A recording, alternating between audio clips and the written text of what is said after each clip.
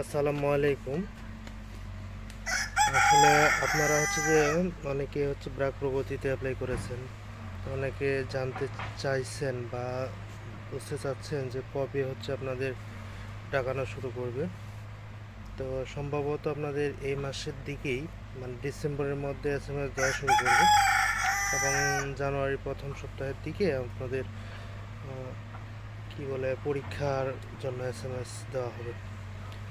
তো আসলে পরীক্ষার পরে অনেকে কি পড়বেন বা পরীক্ষা সম্পর্কে জানার জন্য অনেকে বলতেছেন কি কি পড়বেন না পড়বেন সেই বিষয়টা সেই বিষয়টার জন্য আপনাদের সর্বপ্রথম হচ্ছে এসএমএসটা আসলে আপনারা একটা শর্ট সিলেবাসের মাধ্যমে প্রিপারেশন নিতে পারবেন। খুব একটা বেশি কঠিন হয় না।